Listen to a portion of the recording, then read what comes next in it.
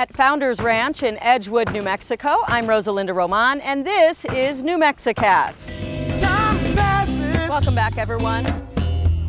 And years bring change. People grow, oh, and memories remain. Memories remain. Las Vegas, Nevada. Memories remain.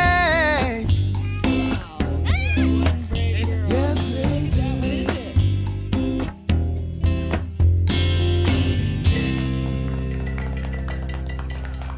Hello and welcome to New Mexicast, an enchanting video podcast or web series on the internet that is now making its way to your television sets. New Mexicast's broadcast debut is wonderful and a little bit ironic because I began in traditional broadcasting as a reporter and anchor. When I started my family, I left my broadcasting career, but I eventually created New Mexicast as a way to keep my skills up, to continue using all of my broadcast experience while still being the kind of mommy that I wanted to be. Over the past 5 years, New Mexicast has given me the chance to tell quality stories about interesting people and places in New Mexico and outside of New Mexico. And now I am excited to share those stories with all of you. Now, you may have noticed I am in what looks like an old western town. It's called Founders Ranch, and the reason I chose this spot is because this is where it all began. I shot a story called End of Trail back when my now 6-year-old was 4 months old, and so I figured this was a good place to start. A lot has changed since then, so I'm including the introduction because it shows how far New Mexicast has come and how much has changed. Now, as you're about to see, my hair was much longer and the time between diaper changes was much shorter. Enjoy. Hello and welcome to the very first episode of my new video podcast called New Mexicast. What is New Mexicast? Well, the short answer is it's an enchanting video podcast featuring stories about interesting people and places in New Mexico and beyond. But that doesn't really tell you much, does it? So I tell you what, I'm going to show you the first story. If you like what you see and choose to stick around after that, I will tell you the who, what, where, when, and how of New Mexicast. But for now, all you need to know is that my independent reporting begins with a baby and a bunch of gunslingers at an event called End of Trail. Enjoy. This episode and this gorgeous New Mexicast logo are brought to you by FoundationImaging.net, where they transform your engineering, architectural, and entrepreneurial visions into compelling photorealistic renderings. You will be amazed at what they can do for you.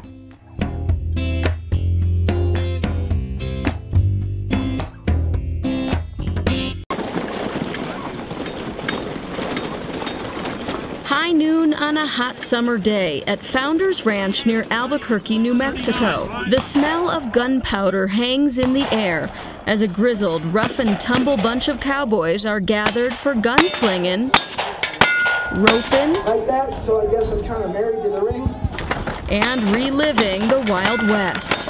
It's family. We love it. It's fun. Sometimes a little bit serious, but a lot of time it's just fun. But these aren't just ordinary cowboys. They're the fastest guns in the West. In fact, they're some of the fastest shooters anywhere.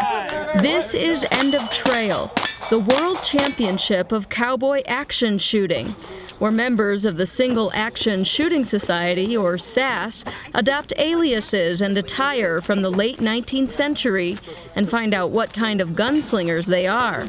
Well, it's the be-all and end-all, isn't it, really? I mean, to say we shoot at home, but there's nothing like this. This is the place to go, you know? But while they look the part, you may have noticed they don't always sound like traditional cowboys. You're not believing his accent, are you? He's actually from downtown LA.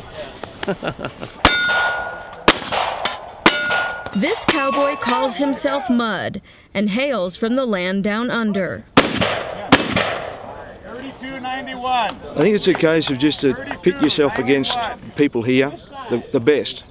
A lot of the best come here, so you come along to see how you fare against them. But it's not just cowboys who come to End of Trail. In fact, if somebody says you shoot like a girl, it may just be a compliment.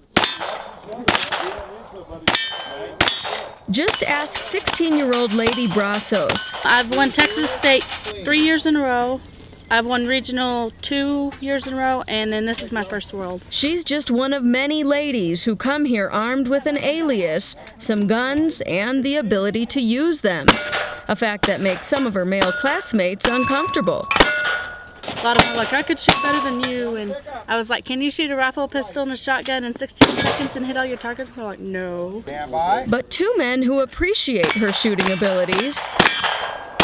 Her brother, alias No Bad Dog. Oh, well, he likes it sometimes, except when I beat him.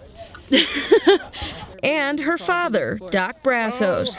She's been doing it now for about 5-6 years, and when she's out here shooting, I know where she is. And keeping families together is a major theme at End of Trail. There is no learning experience like being there. Lori Danny Dixie has been coming to End of Trail with her parents since she was little. I was 6 when I won the marble spitting contest.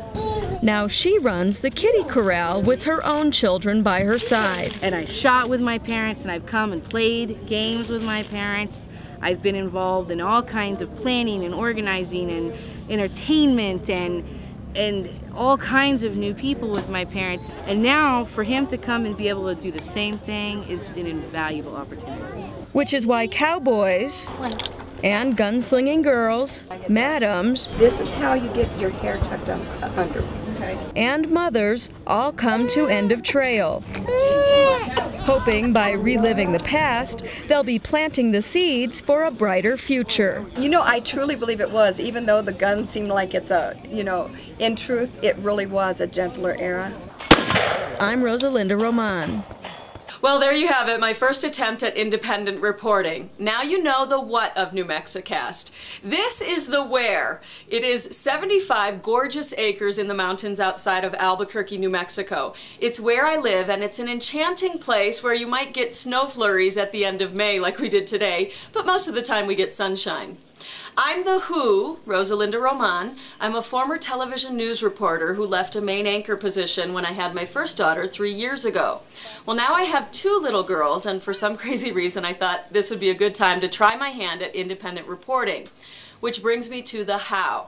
Thanks to new digital technology and a very supportive husband, I can now reach an audience directly through the internet. That was certainly never possible before. So if you're watching this, consider yourself part of a mini revolution. And that finally brings me to the when of New Mexicast. I plan to post a story here every other week. I know that's going to be quite a challenge considering everything you see here on the website will be reported, edited, shot, and created by me in between my most important job of taking care of my 2 little girls. So I hope you will join me on the journey as I try to turn this dream into a reality. The best way to do that is to subscribe to the New Mexicast. You can do that on the website at www.newmexicast.com or through iTunes. Thanks for watching this inaugural edition of the New Mexicast. I hope to see you again in 2 weeks. I'm Rosalinda Román. So obviously looking back, it was a little bit overly ambitious to think I could produce a story every week or every other week with the 2 little girls you saw running back there, Ahava and Ziva, to take care of. And then when this little guy came along, it became even more difficult, as you can imagine. But luckily for you on this TV show, it is weekly, and so we're going to be able to share these stories with you once a week. And unlike on the internet, this show will be much longer, a half-hour show with quality stories from New Mexico and beyond. Which brings me to what is coming up after the break. Coming up, we're going to take a look at a very spicy show called The Fiery Food Show, and we will have New Mexicast signature bloopers and outtakes. You definitely don't want to miss that, so don't go away.